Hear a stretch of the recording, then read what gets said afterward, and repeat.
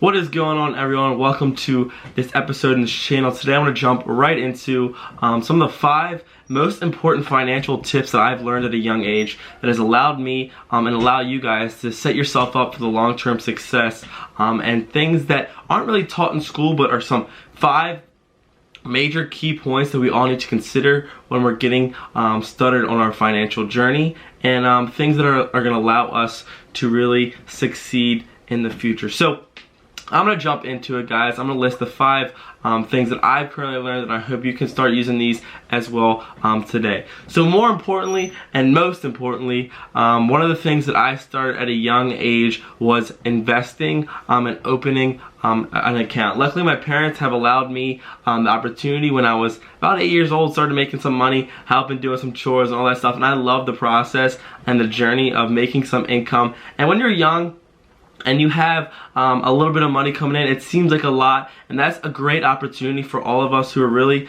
or want to be ahead of the 8 ball in the long term, is to really get started at a young age. I can't you finally understand the importance and why your parents told you to always save your money. And one tip that I could say is for those who are trying to tell someone how to save some money at a young age, or even if you have some kids of your own, is that let them have a piggy bank. Let them have that experience of saving their money. Let them have that that feeling of putting and seeing how money grows into an account, and eventually opening their own savings account and checking this account will allow them to really get started on their financial journey. And that's something that I'm so grateful and glad that my parents exposed to me at a very young age, now that I can see and reap the benefits of that small interest, as well as just seeing how it grows over time, and just learning the process of saving at a young age is so important. And learning how the value of money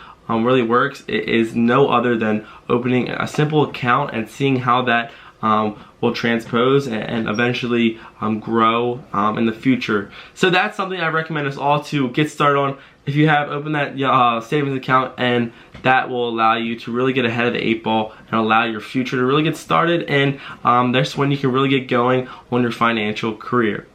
Secondly, something that I've took into myself, and I think a lot of people can relate to this, is I've learned to buy things of necessity rather than desire. Something that we all seem to do in this is society, and just the way our world is working, is we just buy things on impulse and we make bad decisions. So something that I want to encourage us all is to learn to make decisions that are going to benefit our future rather than our short-term desires. Something that I look at, and something that I think about, is when I'm going to stand into a checkout aisle, or stand when I'm holding up a piece of clothing, or thinking about a drink or something that I'm about to purchase. I really want to understand the concept of basically wondering, will this help me right now, or is this something that I really don't need? That simple principle of just asking yourself that question, you're going to see that you're going to start saving a lot money in the future, and even in the present. A lot of things that we buy are based on instinct. A lot of marketing schemes and a lot of marketing in stores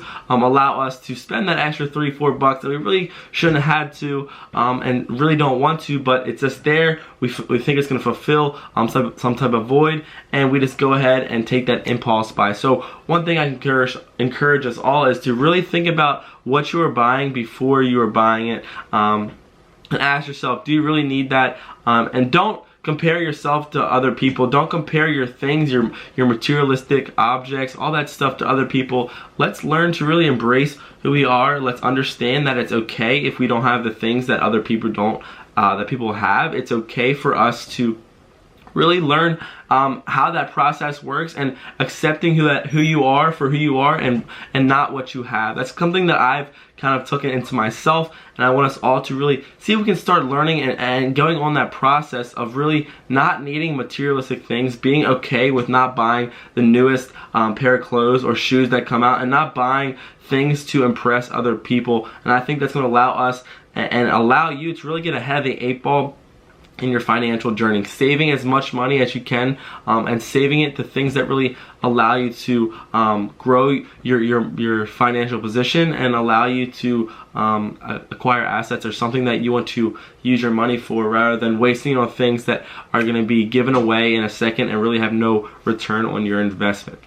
Third, do not spend more money than you make. Something that is so practical, but I think that we all need to understand, especially in the young generation we are living in, is we all want to spend more money to show that we're living a lifestyle compared to something that we are really not. So why do I want to jump into this? I think we all know that it's important not to spend, or what does that mean? We all want to have all these cool things. We all want to feel like we have to buy all this stuff, but no.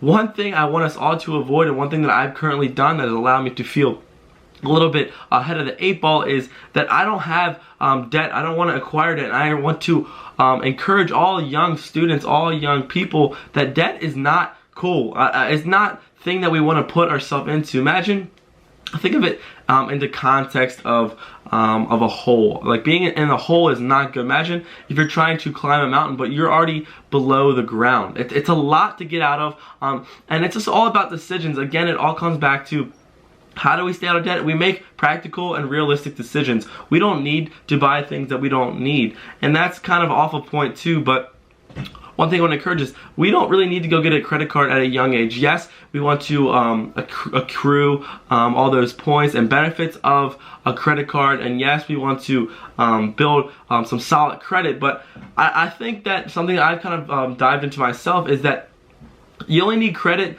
when you really need it. I don't think we need to go ahead and expose ourselves for, or unless you want to use a credit card to build that stable credit. But it all comes down to being aware of what you're willing to have in life. It all comes down to being aware of your money terms, and allowing you to really be conscious of what it takes to save money and not buying things to impress other people. So save your money. Don't find yourself in debt, or you're going to be in a hole. And I want you guys to be in a position for the future, and that's something that's going to allow you to be ahead.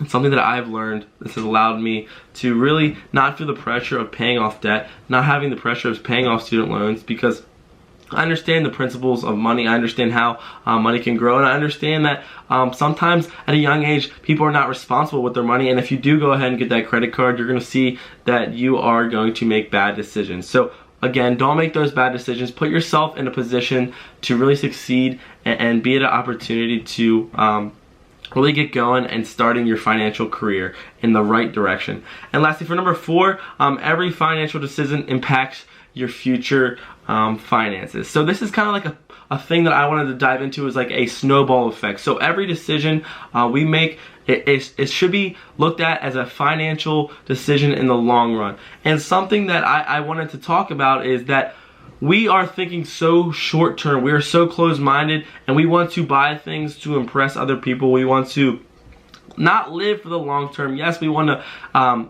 sometimes reward ourselves for our hard work, but we need to not worry about having the top of the line products. We don't need to have the best car, or we don't need to have a home that is only for one person. This is a matter of becoming self-aware and understanding that our decisions now are going to affect who we are in the future. So I want to encourage us all to not live in that short-term moment.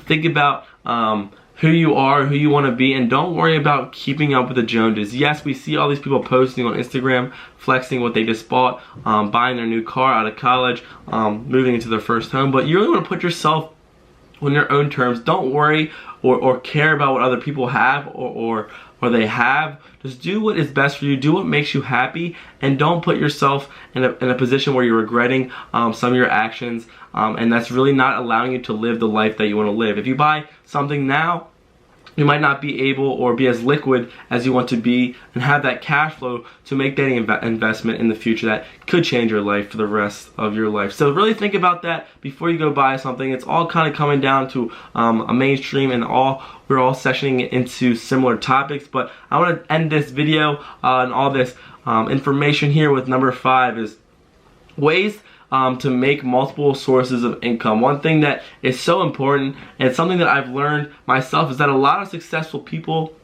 have multiple streams of income. And it seems like when we're at a young age, something that they're not really teaching in the school world or even in the business world through the educational system is they're not teaching us how to have multiple sources of income. They're learning and we're teaching us how to have one stable job. But I think it's so important to really diversify your income.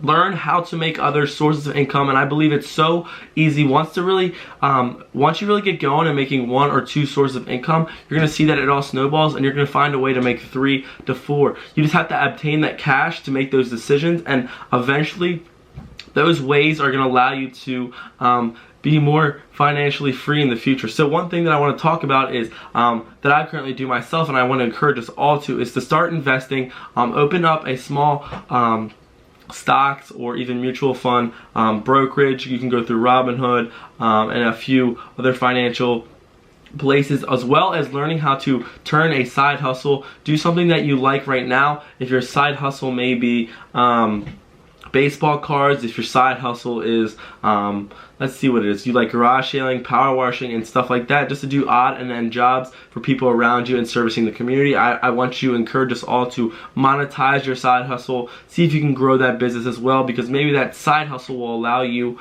to eventually live and become your own boss yourself, because I'm here to preach, and I'll let us be on the same page that being a boss of your own and being someone who manages your own time and making your own decisions is something that I want to do, and I want us all to live like that if that's what you're desiring. And also learn how to sell, diversify what you're doing, and don't focus or be so set on just having one job. Think about other ways, investing in the real estate market, all that stuff. We want to be as educated as possible, and something at a young age that I want to do and continue to do is just to really find as many ways to make income, do it the right way, and also learn how it's going to set you up for the future. And that something that I believe is that I want to encourage all the younger people, myself, is to save your money, really learn the processes of whatever route or option you take on investing, and really put your money into something that's going to grow rather than put your money into something that's going to die. So these 5 simple principles are something that I've learned throughout my youth life at 20 years old, something that I really got started on, and something that I continue to strive for in my future. So that's kind of what I wanted to break up into today. One thing I just wanted to throw out there in the end is I just believe that our society and our systems through social media and all that stuff is really exposing people, and they're not promoting their real truths, and that's kind of allowing them to put themselves in the bad situations and not allowing them to become where they want to be in the future. They're not really thinking long term, and I think that we should all transpire and change our mindsets to really dive in and think 10 years down the line. It's going to be so more beneficial when we have the ability to do more financially free decisions in the future, rather than going ahead and going out and doing things right now when we're losing a lot of income and a lot of possibility. Use something I've always thought of as money as an opportunity. It's a way and it's a decision to allow us to provide leverage in our life and allow us to make better decisions that are going to impact us for the future. So if we could all maybe take one thing out of this, is to really think long term and not let the pressures of society make us make bad decisions in our life. So thank you guys for tuning in. It means the awesome, and it means the world to me. I'm so thankful to have you here, and I hope you could receive a little bit of knowledge from this. So wherever you are streaming live or on YouTube, all this stuff, wherever you find this information, please reach out to me, comment, like, and all that stuff, and I will love to jump in and help you out. So thank you guys, and I hope you have an amazing rest of your day.